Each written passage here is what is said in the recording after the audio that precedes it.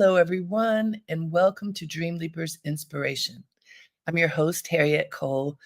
As always, honored to be with you right now. Ah, take a deep breath. It's good to be present, to just be.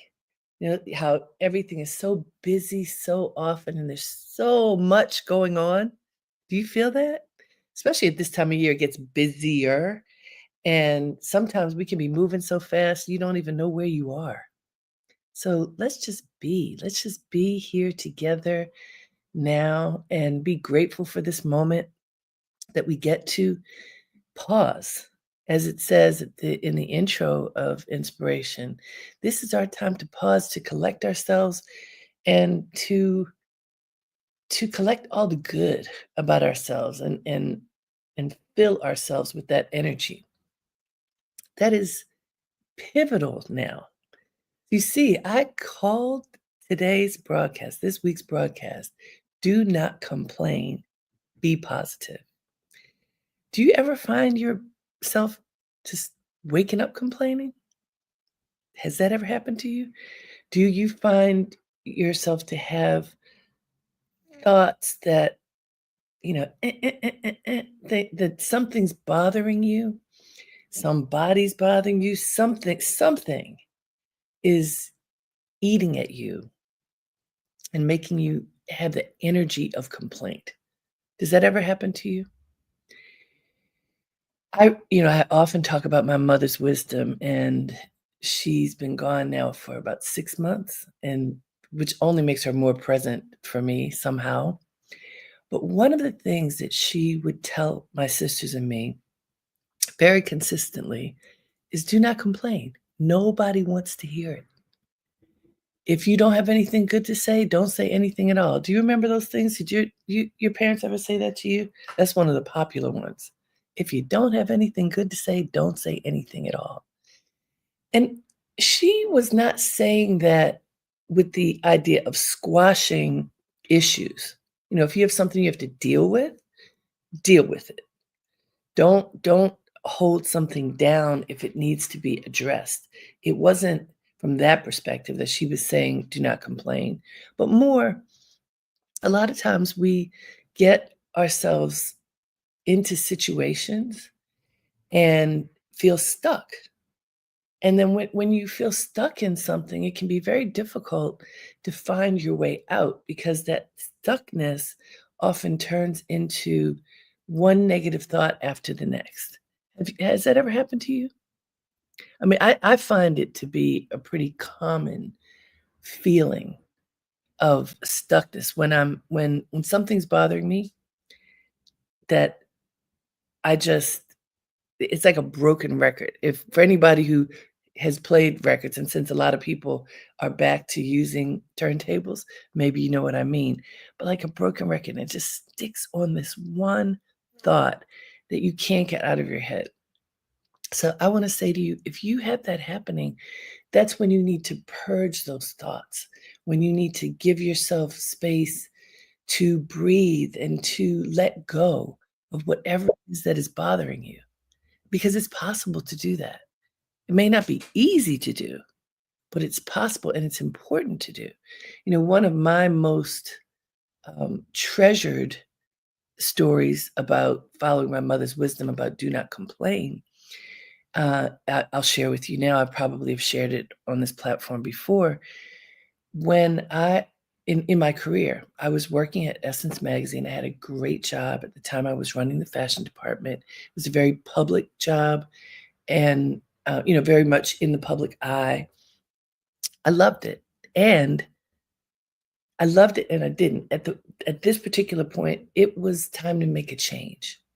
And there was nowhere up for me to go. And so it was really a point of frustration for a number of reasons. And I was having some uncomfortable feelings and thoughts. So around this time, I was invited to go to a cocktail party, and I said, "Okay, I'll go." But I remembered my mother's wisdom because I was in complaint mode in my head. And I remembered her saying, "Do not complain. Whatever you do, do not complain. Choose something positive to say or don't say anything at all. If you can't be positive, don't go. Don't go out. Don't put yourself out in the company of other people if you can't figure out how to be positive." So I decided to go to this thing, and my mother's wisdom was at the top of my mind. Don't break her rule. So I go, I'm looking around, talking to people. There was an empty seat next to me, and this man came and sat next to me, a man I know. And he said, "So, hi, Harriet, how you doing? What are you doing these days?" Something like that. And he knew what I was doing. My job was a big job. I had featured him and some of his colleagues in the magazine before, so he really knew what I did. I decided not to talk about my job because I didn't wanna talk about that. So instead, I talked about a book that I was working on. I had just gotten a book deal. I hadn't even started writing really, but I had gotten a book deal. It was for a book called How to Be, which is a book, it's an etiquette book, basically, Etiquette Plus, how to know who you are from where you've come and where you're headed and what's expected so that you can live your life with grace and integrity. I told him that. He said, "Oh, do you think you could teach that to my artists?" I said, "Teach them what?" He says, "Teach them how to be like old Motown." I said, "Sure." This person was Andre Harrell. He was the head of Uptown Records, where Mary J. Blige, Heavy D, Jodeci, lots and lots of people were there. When I left Essence, he was one of my very first clients, and one of the first artists I worked with was Mary J. Blige. And then it proceeded to be Mary and Alicia Keys and Erykah Badu and Carl Thomas and Andrew Day and Party Next Door and hundreds more. Why? Because I claimed the positive. I did not complain. And I am here to tell you there was a complaint in my head, a big complaint. I had all these things that I wasn't happy about, and I didn't say them. I chose the positive. I chose to talk about what I was doing in that moment that I was excited about, and it opened a door that remains open for me. The power of positivity. I cannot tell you. I mean, I shared that story because it changed my life in many ways. Being able to claim something good, claim something positive, not fall into the trap of complaints in my head or out of my mouth. And so I want to say to you, when you feel a complaint coming, challenge yourself and don't just let it come out. Have some control over yourself. Choose to be in control of your being so that you can do something different. You can say something different. You can be positive, even if 1 second before you had a complaint that was just bubbling to the surface. Easy to do? No. Possible? Yes. I learned through my meditation practice something that's very, very obvious, but I hadn't thought about it. This is many years ago. We were talking about, so yoga means union. And the idea is that it's the union of mind, body, spirit, the union of everything that makes you yourself. It's a union of all of this. So in my yoga practice, we were talking about what that means. When your thoughts, your words, and your deeds are in alignment, then you have clarity and peace. Think about that. Your thoughts, your words, and your actions, your thoughts, your words, and your deeds, when they are in alignment, you have peace, you have clarity, you have the ability to move forward. Now, contrast that to when you're thinking one thing, you're saying another thing, and then who knows what you're going to do because your thoughts and your words are conflicting. Then what happens? Then you have confusion. Who wants confusion? But it happens all the time. You know how we are told, bite your tongue. Don't say that. Don't say just anything that comes to your mind. And I agree with that. But the goal is, if you have something in your mind, the complaint, like I described earlier, Don't even allow the complaint to stay in your mind. Notice that when I said to you, I had a list of things that I could have complained about that were legitimate about my work at that time and what I didn't like and what was making me frustrated. I don't say those things out loud. I don't even think about them now because what's the point? If you hold on to the negativity, it will make it very difficult for you to move forward. If you hold on to the complaint inside, then it's hard to say the positive thing outside because the two things are conflicting with each other. So you need to let the complaint go. For your thoughts, your words, and your deeds to be in alignment, if they are not, you have to let something go. Sometimes it means you have to do some research to figure out, what am I supposed to learn here? What am I supposed to know? What can I learn so that I will have a different understanding of this moment, a different perspective? What am I supposed to learn so that I can adopt a different kind of an attitude to whatever is before me? Because it's not enough to just say, I'm not going to say anything. I'm not going to act on these thoughts. That's not quite enough. That's good for your first step. But in order for you to be in alignment, to stay in alignment and to have peace, you have to resolve whatever it is that is bothering you. You can't just squash it. So that's why this is an active exercise to be in alignment with your thoughts, your words, and your deeds. And let me pause for a moment and say hello to my line sister, Marcita, and hello, Tamara. There are many ways to pronounce your name, so let's hope that was right. Hello to everybody who has joined wherever you are. If you'd like to write in the chat box where you are, that's always fun to know where people are hailing from. And I'd love to also ask the question, do you ever find yourself in conflict with your thoughts, your words, and your deeds? Do you find sometimes it's not so easy to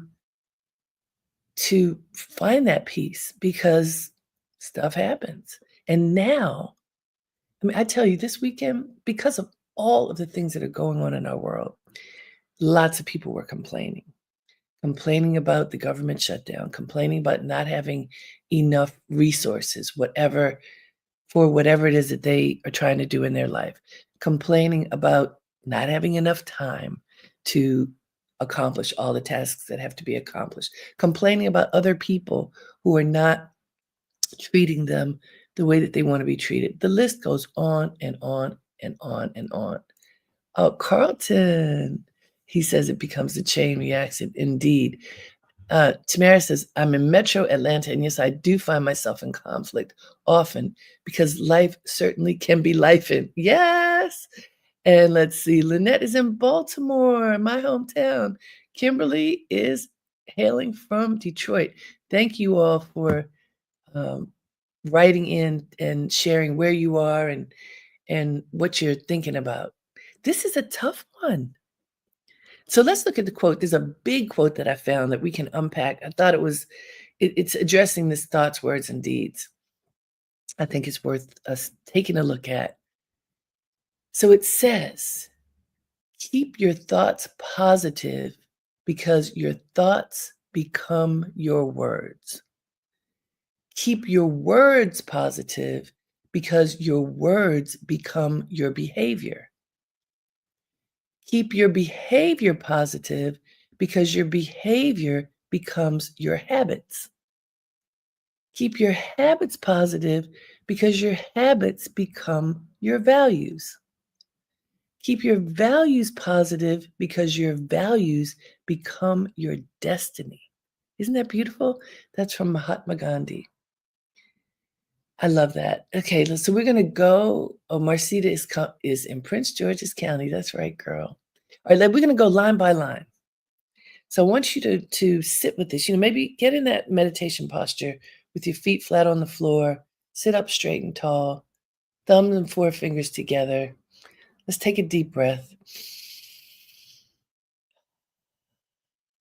Allow ourselves to just be. One more deep breath.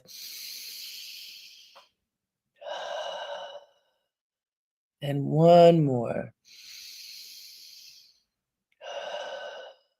Now I'm going to open my eyes to read this, but if you want, you could keep your eyes closed and just take in each of these thoughts from Mahatma Gandhi. Keep your thoughts positive because your thoughts become your words. Your thoughts become your words. What you are thinking comes out of your mouth inevitably. So, what if you choose to have positive thoughts? You choose to expunge the negativity from your being, right? You choose to let it go. You choose to deal with whatever it is through a positive lens. Think of that. How can you deal with negativity positively? This is a big question to deal with negativity positively. Keep your thoughts positive because your thoughts become your words. Keep your words positive because your words become your behavior. Now, I want to tell you something that many, many, many people tell me, and people whom I coach. I can't do something. I can't do this. I don't know how to do this, but I can't is one of the most popular things that I hear people say when they're stuck. I can't do this. I can't do that. And what I challenge people with on this one is to say, I used to not be able to do that. In the past, I couldn't do this, but I'm working on doing it now. Letting go of something that doesn't serve you. In the past, I couldn't do this. Today, I'm working on doing it. Today, I'm doing it. Keep your words positive because your words become your behavior. Empower yourself rather than allowing yourself to be constricted, pushing yourself down. I don't know how. If you don't know how to do something, learn how to do it, right? You think you can't do it? Why can't you do it? What would it take in order for you to be able to do something? Keep your words positive because your words become your behavior. Keep your behavior positive because your behavior becomes your habits. Okay, take a look around yourself. What are your habits? What are you good at? What do you do? Forget good at. What do you do? How do you spend your time? What are your habits? What are your good habits and what are your not so good habits? What behavior serves you? What behavior doesn't serve you? Just look. Look at your life. What is positive? What is not? What is ordered? What is not? What makes sense? What does not? Keep your behavior positive because your behavior becomes your habits. If you look around and see your habits and you don't like them, change them one by one. Pick a habit that doesn't work for you anymore and decide that you're going to change it. So your thoughts tell you, I'm going to change this habit. I'm going to change this behavior because it's not serving me. And then how am I going to change it? Write down, make a list. This is how I'm going to change this thing that isn't serving me anymore. Keep your habits positive because your habits become your values. Think about that. Your habits become your values. We all want to believe that we have great values, that we believe in the highest of things, that we want to be our best. We want to treat others well. We want to live at the highest level of honor. I mean, who doesn't want to? People want to, even if they fall short, usually people want to live at the highest level of goodness and integrity. But Mahatma Gandhi says, you better keep your habits positive because your habits become your values. You can say one thing, but what do you do? And depending upon what you do, how you live, that determines whether the values that you actually have match the values that you want to have. Very, very different. We can say, oh, yes, I believe in this, I believe in that. But do you? Do you live like that? Keep your values positive because your values become your destiny. Okay, that's a really big one. Take it in. Keep your values positive because your values become your destiny. How you think, what you say, what you do, the patterns that you develop, this is what becomes your life. So when you look at your life, do you like what you see? Do you see things that it would be good to change, to alter, to tighten, things to let go of that don't serve you anymore? I think most of us have things that don't serve us, that we do. We all should be striving to be better, to be our very best, and that usually means that there's one more hill to climb, so to speak. There's one more thing we can work on, at least. I have a list. There's not just one for me. There are quite a few. Let's see. I've got some folks who have been writing in. There's Kelly Renee from Brooklyn. Ziamara, how are you? Um, let's see. Muse Sans Fleur, Harlem. I'm a work in progress. Me too. Absolutely. If you understand that you're a work in progress and you continue to do the work, then you're good. And I was talking to someone who's a builder who came into a very, very stressful, negative experience in his life. And he was working on a project and just stopped, completely stopped. And I think it's been almost 2 years and he has not worked on this project at all. So what's happening? If nothing is happening, erosion is happening, right? If you don't work on whatever it is that you have put your heart and mind into, erosion happens. Erosion of the memory of what it is, sometimes physical erosion. In this case, this is a builder. So the building materials are eroding. Some of them are outside, some of them are inside. The ones outside are definitely eroding because the elements are taking over. What is happening for you? What are you not working on that is eroding? What in your world is eroding because you haven't paid attention to it? What would be great for you to focus on so that you could figure out how to be better at crafting your destiny? I love the idea of this because it shows us how much power we have. A lot of times people do not think they have power. I'm just regular old me. What power do I have? I don't have power. I'm not the boss. I'm not the whatever. Back to what you are not.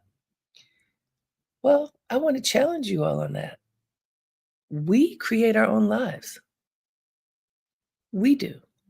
Mahatma Gandhi says we are the ones who are creating our destiny by our thoughts, words, deeds, habits, values. By all of these things, we are creating our destiny. We are building our lives. We cannot blame that on somebody else. You can't say it's so and so's fault that I'm the way I am.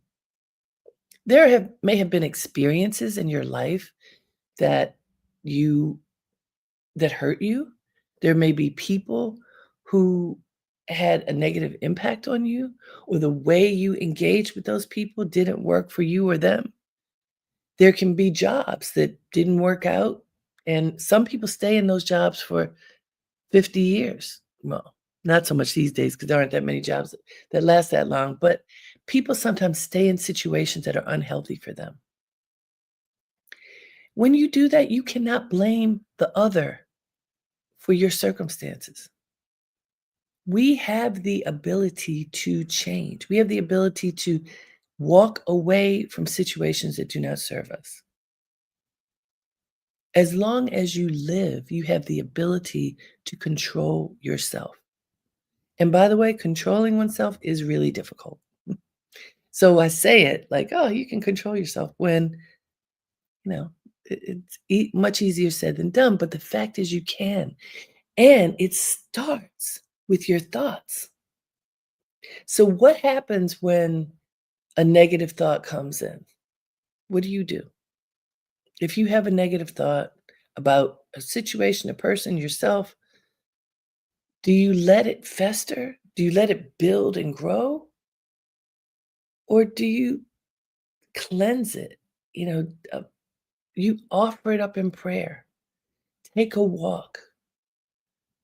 Turn on some uplifting music. Meditate. Do something to change the thought. Don't indulge yourself by wallowing in whatever this incapacitating thought may be. Sometimes when you're angry, it's a fiery thought. Those are some of the worst. When the intense emotion, when you have intense emotion around something, this is so hard to do. And I'm saying it, and I've just gone through a few weeks ago a situation with someone who I care about a lot who really made me angry. The situation made me angry. And it was hard to find neutral when I was fired up. Sometimes you're in that swirl and it's hard. Sometimes in that moment, you aren't neutral. In fact, maybe always when you're in that fiery moment, you're not neutral. The thing when you're in that and those thoughts are there, that's when it's good to do a spiritual practice so that you don't put yourself in a worse situation. When those intense thoughts are there and you have intense language that backs it up and maybe intense actions too, usually bad things happen. Usually you do not get the outcome that you want. Fire makes greater fire. Fire can sometimes create uncontrollable fire, the fire, physical fire, but also the fire of emotion. And so in those moments, because we're talking about theoretically, this idea of controlling your thoughts, your words, your deeds, your destiny. As a theory, it makes perfect sense. As a practice, it is a challenge. When you are in an extreme state emotionally, physically, uh, whatever is going on in your life is keeping you from being in that peaceful place. It can be very difficult to tell yourself, I can control my thoughts, to tell yourself, I can do something differently here, even though this is hard. A good friend of mine, well, a friend of mine, I can't really say good friend of mine. I don't know her super well, but we like each other a lot. Woman in the public eye, very recently lost her job. So not only did she lose her job, but a lot of people know because her job is public. She is one of the most positive people that I know. And I thought about when I learned that she had lost her job, I thought, what can I say that would just bring some light to her in this moment? And so I waited a couple days and then I texted her and I just said, sending you love and light. I know you're great and I know you're gonna be great. And she was delighted with this very simple message. And she wrote back, and we're gonna see each other soon. I thought about it for a minute. What can I say that would be uplifting, that would give positive energy, as opposed to, "Oh, I'm so sorry this happened." It happened. What's next? What great thing is on the horizon? I say that this has happened to a friend of mine, but think about yourself. Something Bad things happen all the time. So if something is going on in your life, if there's been a transition, if there's been a loss, if there's some kind of pain, look at it and can you let it go? Can you let whatever that is go? And can you decide that you are going to have a positive thought, that you are going to use positive language in this moment that may be tender, that you're going to take a positive action, even if the action includes addressing something that you need to address rather than just letting it go. Do it through a positive lens. Bring positivity into every experience that you can. It will help you engage your power and help you to be fortified by peace. It works. It's not easy, but it works. I've been practicing this for a long time, and I thought this would be a great time for us to say, let us reinvigorate that muscle. The muscle of conscious practice, conscious awareness, thoughts, words, deeds, habits, values, destiny. Keep this with you top of mind, top of heart as you go through this week. It's so good to be with all of you. Until next time, have a great day and make it count. Namaste.